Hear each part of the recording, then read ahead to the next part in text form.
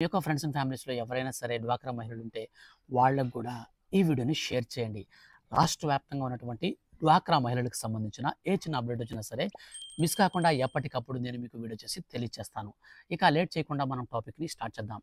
Friends, మన యొక్క ఆంధ్రప్రదేశ్ రాష్ట్ర వ్యాప్తంగా ఉన్నటువంటి డ్వాక్రా మహిళలకు ఇప్పుడిప్పుడే మన యొక్క రాష్ట్ర ముఖ్యమంత్రి నారా చంద్రబాబు నాయుడు గారైతే ఊహించని శుభవార్త చెప్పారండి.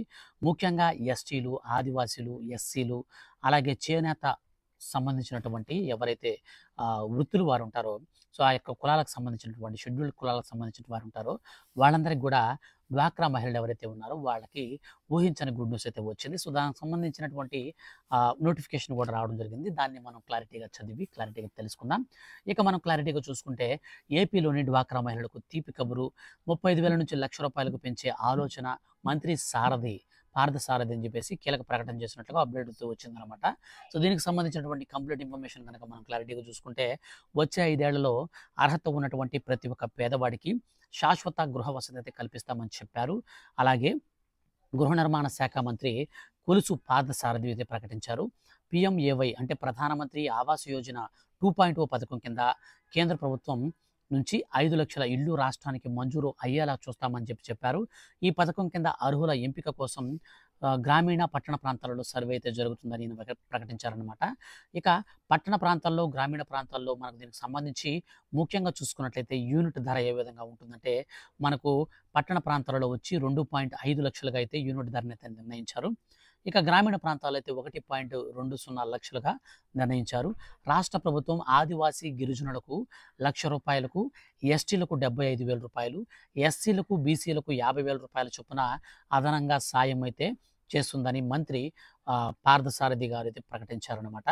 ఒకవేళ లబ్ధిదారుల్లో డ్వాక్రా మహిళలు ఉంటే కనుక వారికి 3% వడ్డీతో ₹35,000 చొప్పున రుణం కూడా ఇప్పిస్తామని చెప్పారు. ఈ రుణాన్ని ₹35,000 నుంచి ₹1,00,000 వరకు అయితే పెంచాలని రాష్ట్ర ప్రభుత్వం భావిస్తుందని ప్రకటించారు.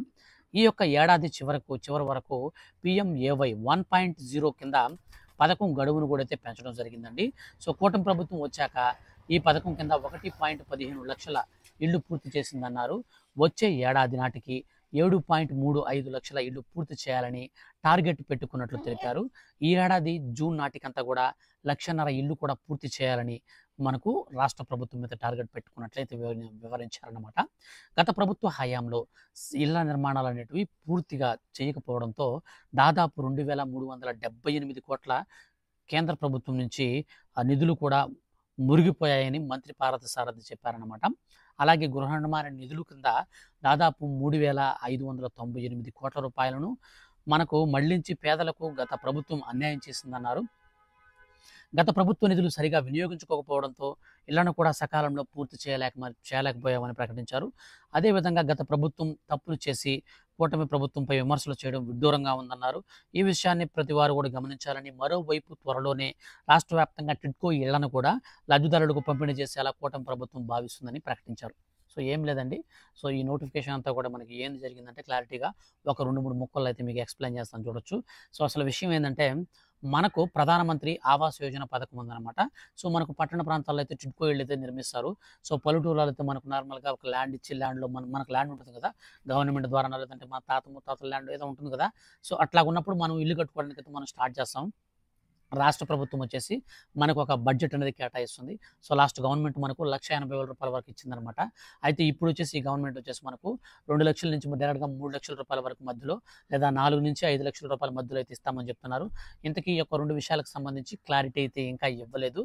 అయితే ఈ యొక్క ఇళ్లకు సంబంధించి ఎవరైతే అప్లై చేసుకుంటారో వాళ్ళకి ఎగ్జాంపుల్ పర్పస్ చెప్తాను చూడండి.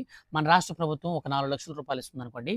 దానికి అదనంగా కేంద్ర ప్రభుత్వం వచ్చేసి గ్రామీణ ప్రాంతాల్లో ₹1,20,000 ఇస్తుంది. అంటే మీకు ఇప్పుడు ₹5,20,000 అవుతుందన్నమాట గ్రామీణ ప్రాంతాల వరకు. ఇప్పుడు పట్టణ ప్రాంతాల్లో మీరు వచ్చేసి ₹4,00,000 అనేది రాష్ట్ర ప్రభుత్వం ఇస్తుంది అనుకోని ఇల్లు కట్టుకోవడానికి. సో దానికి అదనంగా మనకు వచ్చేసి 2.5 లక్షలు ఇస్తుంది అనమాట. అంటే ₹2,50,000 ఇస్తుంది. సో ఇక ఆల్రెడీ మనకు ₹4,00,000 ప్లస్ ఇది ఒక 2.5 మొత్తం కలుపుకుంటే 6.5 లక్షల పట్టణాల్లో అయితే వస్తుంది. ఇక మనకు గ్రామీణ ప్రాంతాల్లో అయితే మనకు ₹5,20,000 అయితే వస్తుందన్నమాట. సో ఈ విధంగా మనకైతే వస్తుంది. అదనంగా డ్వాక్రా మహిళలు కనుక ఉంటే ఆ ఫ్యామిలీలో, సో ఇప్పుడు డ్వాక్రా మహిళలు ఎవరు తెలుసు కదా, పొదుపులో ఉంటారు కదా మహిళలు. సో ఆ యొక్క పొదుపులో ఉన్నటువంటి మహిళలు కనుక ఉంటే వాళ్ళకొచ్చేసి అదనంగా ఏం చేస్తారంటే రూ. 35,000 రుణం అయితే ప్రెజెంట్ అయితే ఇస్తున్నారంట. ఈ రూ. 35,000 రుణాన్ని కాస్త రూ. 1,00,000కైతే పెంచుతామని చెప్పారు. సో అది మనకు కేవలం వచ్చేసి 3% వడ్డీతో అయితే ఉంటుందన్నమాట. సో ఇది నిజంగా చాలా అంటే చాలా మంచి విషయం అని చెప్పుకోవచ్చు. ఇల్లు కట్టుకోవడానికి కొంచెం ఒక రూ. 1,00,000 అదనంగా వస్తే ఇంకొంచెం బెటర్‌గా కట్టుకుంటారు. సో ఇల్లు అనేది ఎగ్జాంపుల్ చెప్తాను చూడండి. మనకు ఇంటికి ఎంత పెట్టినా గాని వద్దందనమాట. సో నువ్వు రూ. 1,00,00,000 పెట్టినా సరే ఇల్లు కట్టుకోవచ్చు. 10,00,000 పెట్టిన ఇల్లు కట్టుకోవచ్చు. 5,00,000లో కూడా ఇల్లు కట్టుకోవచ్చు. సో ఇట్లాగ మన బడ్జెట్‌ని బట్టి ఎంత కావాలంటే అంతలో హౌస్ అయితే మనం కట్టుకోవచ్చనమాట.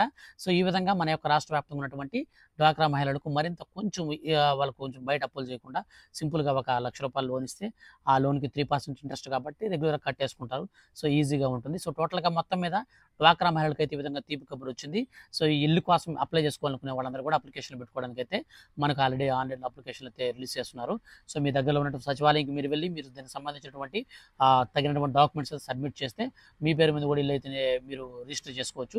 సో కావాల్సినటువంటి డాక్యుమెంట్స్ విషయానికి వస్తే గుర్తుపెట్టుకోండి. క్యాష్ టు ఇన్‌కమ్ సర్టిఫికేట్స్ అనేది ఖచ్చితంగా కావాలి. బ్యాంక్ అకౌంట్ జెరాక్స్ అనేది ఖచ్చితంగా ఉండాలి. అలాగే మీకు రేషన్ కార్డ్ అనేది ఉండాలి. మీ యొక్క ఫ్యామిలీ మీ రేషన్ కార్డ్‌లో ఉన్నటువంటి ఎవ్వరి పేరు మీద కూడా కారు గాని, అలాగే ప్రభుత్వ ఉద్యోగులు గాని ఉండకూడదు. ఇక వచ్చేసి 300 యూనిట్ల కంటే కరెంట్ బిల్ తక్కువగా వాడుతుండాలి. మనకు అదే విధంగా మీ యొక్క కరెంట్ బిల్ మీ పేరు మీద మీ కార్డ్‌లో ఎవ్వరైనా సరే ఎంతమంది ఉన్నా సరే అంతమందిలో ఒక్కరి పేరు మీద కూడా కరెంట్ మీటర్ అనేది ఉండకూడదనమాట. సో మీరు రెంట్ హౌస్ గింట్ హౌస్ ఉంటే నో ప్రాబ్లమ్ మీకైతే దిగులే లేదు హ్యాపీగా ఇల్లు గాని లేకపోతే ఈజీగా ఇల్లు అయితే వస్తుంది. సో లాస్ట్ గవర్నమెంట్‌లో కూడా మీకు ఇల్లు అయితే తీసుకొని ఉండకూడదు. గత 2014 సో ఆ టైంలో మనకు చంద్రబాబు నాయుడు గారు పరిపాలనలో కూడా మీరు ఇల్లు అయితే తీసుకోండకూడదనమాట. సో ఇంటికి సంబంధించి మీరు ఇంతవరకు ఎక్కడ కూడా ఇల్లు తీసుకోండకూడదు. ఇంటి పట్టా మీ మీద గనక వచ్చుంటే ఖచ్చితంగా మీకు ఇల్లు కట్టుకోవడానికి ఇల్లు అయితే మంజూరు చేస్తారు గానీ, అలా అదే విధంగా మీకు ఇంటి పట్టా గనక లేకపోతే మీకు సొంత ఇంటి స్థలానికి కూడా అయితే మీకు అవకాశం ఉంటుంది. సో ఈ విధంగా ఆంధ్రప్రదేశ్ రాష్ట్ర వ్యాప్తంగా ఉన్నటువంటి డ్వాక్రా మహిళలు ఎవరైతే ఉన్నారో సో వారందరికి కూడా గుడ్ న్యూస్ అయితే వచ్చిందనమాట. సో ఇదొచ్చేసి మనకు పీఎంఏవై కింద 2.0 కింద మనకు 5,00,000 ఇల్లు అయితే ఆంధ్రప్రదేశ్ రాష్ట్రానికి వచ్చేలా ప్లాన్ చేస్తారు. ఈ 5,00,000 ఇళ్లలో ఎవరికైనా సరే మీరు లక్కీ పర్సన్ అయితే మీరు గనక ఈ పీఎంఏవై కింద వచ్చేటువంటి ఇళ్లను కనుక మీరు స్వాధీనం చేసుకోగలిగితే, అంటే మీకు తెప్పించుకోగలిగితే మీకు అదనంగా చెప్పాను కదా! గ్రామీణ ప్రాంతాల్లో అయితే రూ. 1,20,000 ఎక్స్ట్రా డబ్బులొస్తుంది. రాష్ట్ర ప్రభుత్వం ఇచ్చేది కాక. అలాగే కేంద్ర ప్రభుత్వం ఇచ్చేటువంటి రూ. 1,20,000 అయితే మీకు బెనిఫిట్ అవుతుంది. పట్టణ ప్రాంతాల్లో గనక ఉంటే మీకు అదనంగా రూ. 2,50,000 వస్తుంది. సో అదైతే మీరు మిస్ అయితే చేసుకోవద్దు. దయచేసి ఈ వీడియోని మీ యొక్క ఫ్రెండ్స్ అండ్ ఫ్యామిలీస్‌లో ఎవరికైనా ఇల్లు లేకపోతే వాళ్ళందరికీ కూడా షేర్ చేయండి. నేను అదే విధంగా ప్రతి ఒక్క రోజు కూడా ఖచ్చితంగా ఒక 2 వీడియోస్ అయితే మన ఛానెల్‌ని చూస్తూ ఉంటాయి. మనకు చూడండి మీరు ఖచ్చితంగా మంచి మంచి ఇన్ఫర్మేషన్‌తోనే ఉంటాయి మీకు. ఖచ్చితంగా మంచి కంటెంటే ఉంటుంది. మన రాష్ట్ర వ్యాప్తంగా ఉన్నటువంటి స్కీమ్స్‌కు సంబంధించి ఎవరైనా లబ్ధిదారుడు వెనకడుగుపోయినటువంటి వారు, వెనకబడిపోయినటువంటి వారు ఎవరైనా ఉంటే వాళ్ళందరూ కూడా లబ్ధి చేకూరే విధంగా మన ఛానెల్‌లో అయితే స్కీమ్స్ అయితే చేస్తూ ఉంటాము. కాబట్టి సబ్స్క్రైబ్ చేసుకొని రెగ్యులర్‌గా ఫాలో అవుతూ ఉండండి. ఇలాంటి మరిన్ని లేటెస్ట్ అండ్ జెన్యూన్ అప్డేట్ కోసం ఎప్పుడొచ్చినా సరే అర్ధరాత్రి అయినా సరే నేను ఖచ్చితంగా వీడియో చేస్తాను కాబట్టి మీరు సబ్స్క్రైబ్ చేసుకొని పక్కనే బెల్ సింబల్‌ని అయితే నొక్కి పెట్టుకోండి. అప్పుడే ఏ చిన్న అప్డేట్ వచ్చినా మీకు కూడా అయితే విషయం అర్థమైపోతుంది. Thank you for watching.